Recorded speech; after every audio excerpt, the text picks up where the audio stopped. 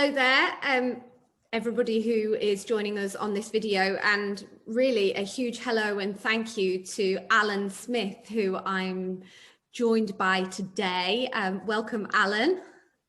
Hi there, how are you doing today? I'm very well, thank you very much. And thank you so much for joining us at Agents Together as we embark on our redundancy bounce back program to talk about your journey, because it's been an eventful one over the last few months, to say the least.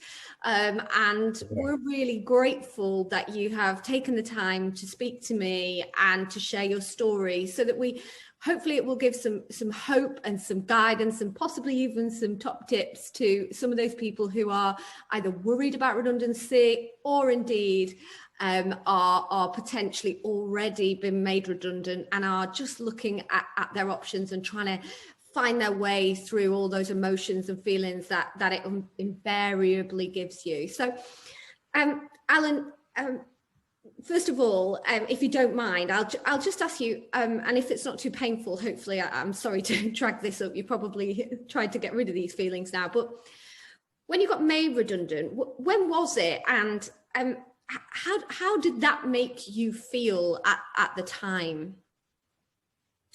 I was first made redundant in November 2019 with a job I'd been in for nearly 19 years. Although it wasn't a shock. We knew it was coming as we went through the whole consultation process, but it was still upsetting nonetheless. It was nearly 19 years of my life at that company. I went in as a mechanic, and by the end of it, I was garage foreman, come assistant garage manager. So it was a whole scope of things I did there. After that, because it was the end of November that it was done, I thought, well, I'll take December off. Yeah.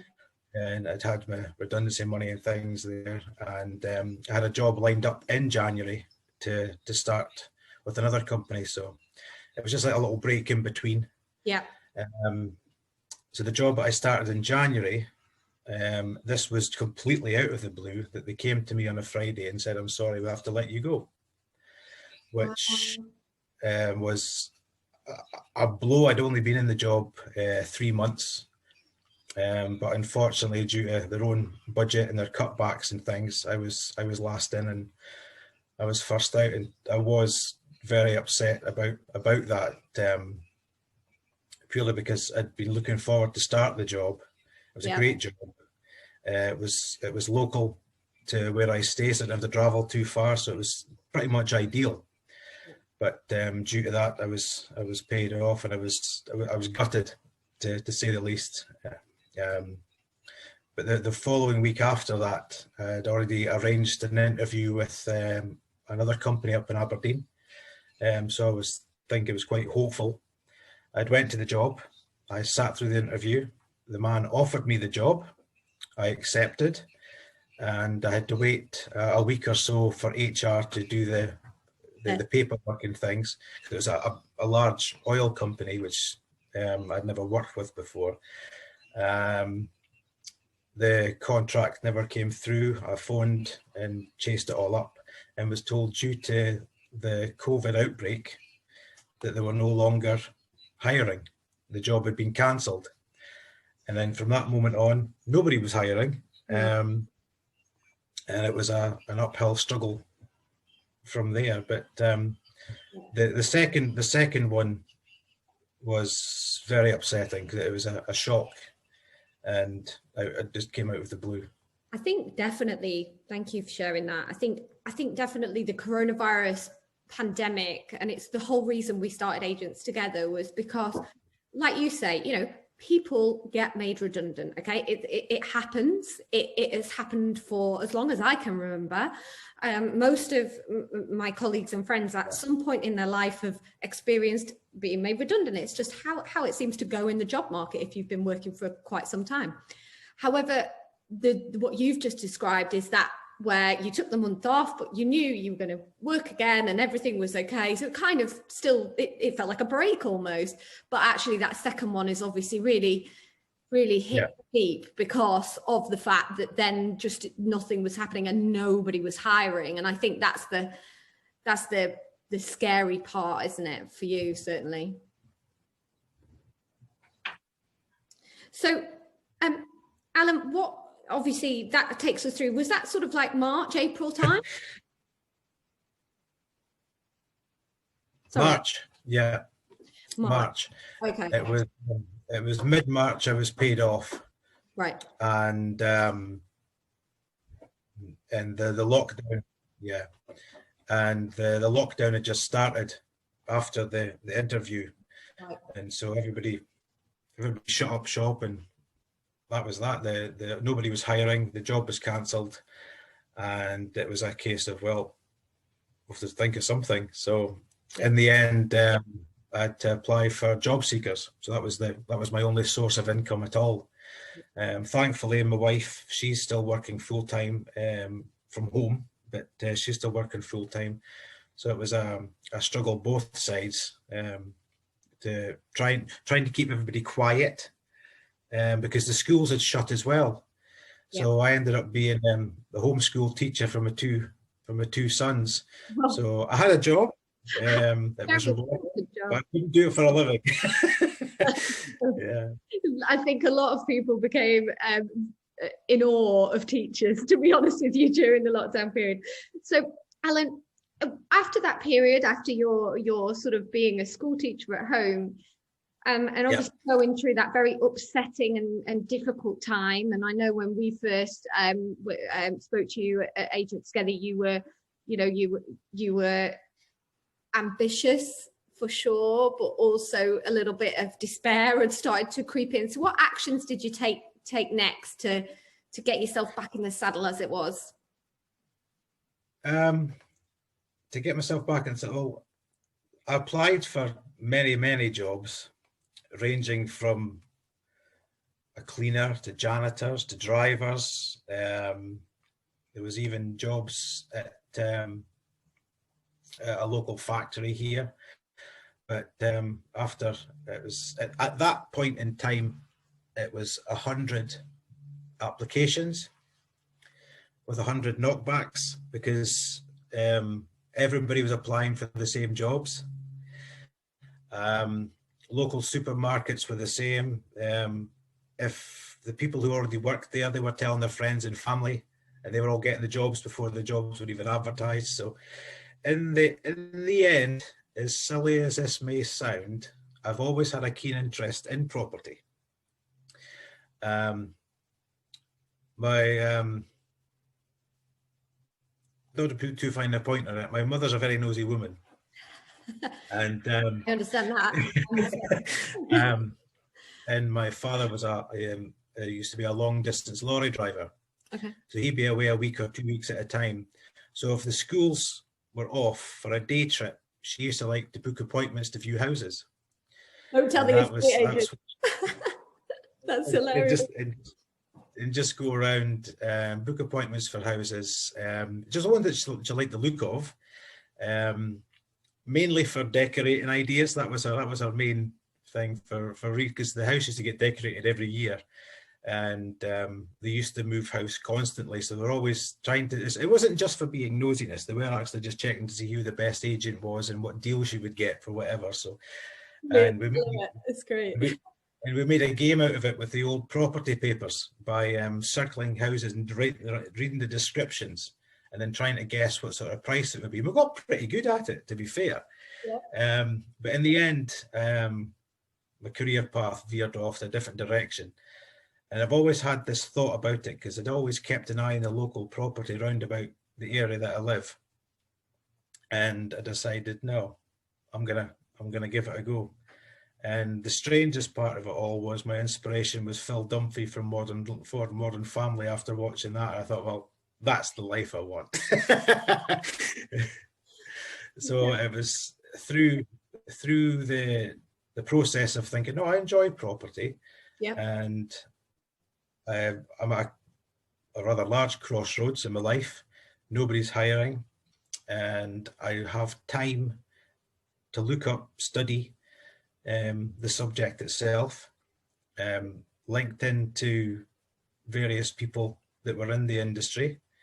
Got in contact with Chris Watkin. The wonderful Chris Watkin, he's a superstar, yeah. Yeah, got linked in with him, and I noticed that he had his phone call sessions between 7 and 8 on his bike every morning. So I just called in the off chance. He gave me some hints and tips and things, because I'd no prior experience, nothing at all. I'd never been in the industry. So he gave me some hints and tips. And then I think maybe 2 or 3 weeks after that call, he contacted me with the applications for yourselves at Agents Together, which I thought, well, I could give it a go. I mean, I didn't know what it entailed at the time. He just said it was going to be an agency put together to help agents in the industry. So I thought, well, I'll apply, but I've not had any experience. I didn't expect to hear anything back, but a month or so later, I was accepted, and was placed under Joe's Joe Bourne, yeah. Joe Bourne, yeah, sorry. Mine went blank there for a second. Joe Bourne, under her mentorship, and it's picked up from there. And since then, it's given me more of a sense of worth, that somebody's actually paying attention to what I can possibly do. It took me out of the slump of, well, will I, won't I? What's going to happen here? Am I going to be stuck doing this? I mean, but that gave me a sense of being involved in something that I wanted to do, and it spurred me on a great deal. So it lifted my spirits second to none. It was up tenfold. But through Jo, she's talked me through a few things. She's given me great pointers, and I just can't thank her enough for mainly just kind of being there, as well as the family and everything as well. But it was somebody outside, also with industry knowledge, that can point you in the right direction if that's the direction you want to do. And well, it is. Yeah, I mean, and that is exactly, again, not to put too fine a point on what I'm about to say, but that's exactly why we started the mentorship scheme, was to give everybody who was in the industry, or at least looking to get into the industry, just the opportunity to have someone to talk to, someone who had that more experience, that bit more knowledge, to bounce some ideas off and gets a little bit of direction. And certainly it sounds like you've got that. And the fact that it's made you feel, you know, tenfold increase in your sort of feelings of, and really lifted your spirits, is just great to hear. And I just would like to say as well, you know, on the record, a huge thank you to Jo for all her efforts, because it's lovely that she's given that time. And there's many, well over 100 mentors now who are all doing the same, and it's amazing. Actually, it's very, very humbling to see. So, Alan, just finally, I mean, that's sort of how it's gone to a point, and Jo has got you there, but this wasn't about the Agents Together thing, really. This was about you. So what are you up to now, and how are you feeling now? What's going on? Well, all my determination, badgering people to has paid off. Like I said, I linked into a lot of people, talked to, I don't know how many agents along the line, and Mark Allen from UMove Aberdeen, he got in contact with me,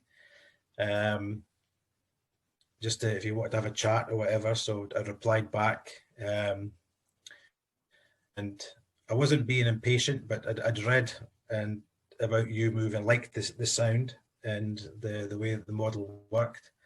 So I kind of badgered him into having a chat, a proper chat. So in the end, he was kind enough to oblige, but he came, we met, and what I initially thought was just going to be a chat about how things work and what the process is like and how Aberdeen property market's looking.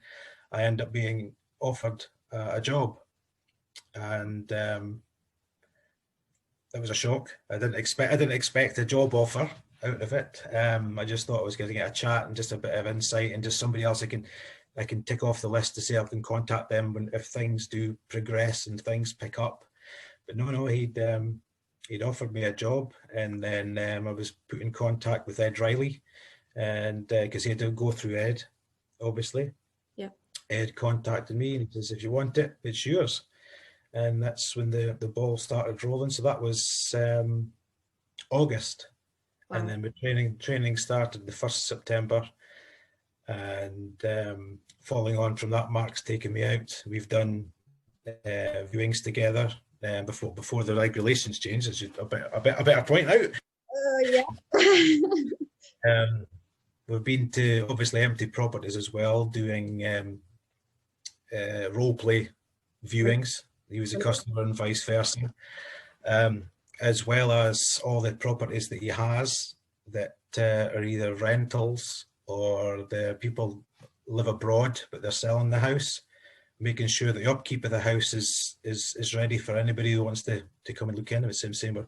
We're all just mucking in left, right, and centre to make sure the properties are in showroom condition at all times. So it's been very, very busy, and just now I'm just trying to establish myself in the AB12 area by pounding the streets and posting every letterbox that I can find. I'm sure the people in Portlethen and Cove and the surrounding area of AB12 will be fed up with seeing me like to sneak through the letterbox every so often.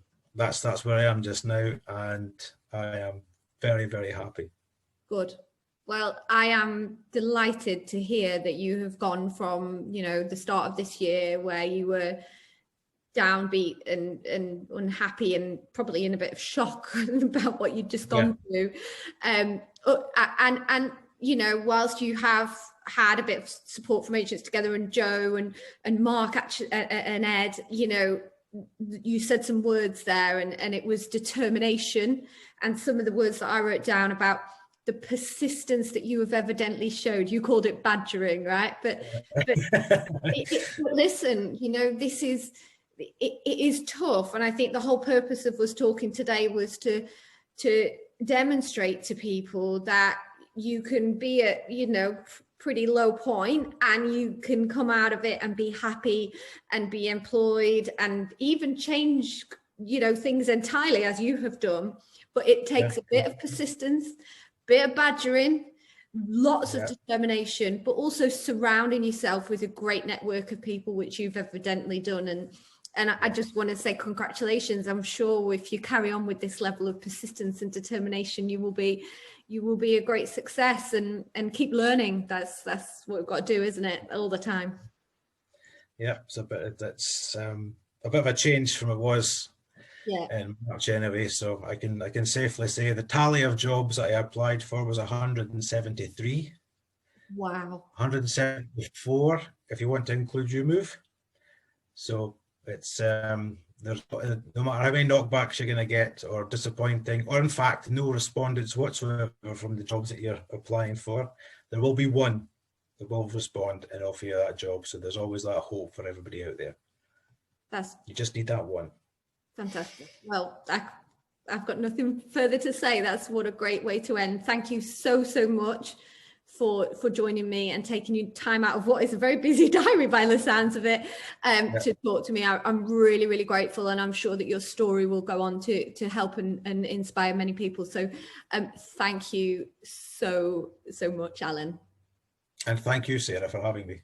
And more to the point, accepting a non-industry player into the whole game. So I'd like to thank everybody for putting a bit of faith in me, and I'd like to repay that to yourselves too. Thanks.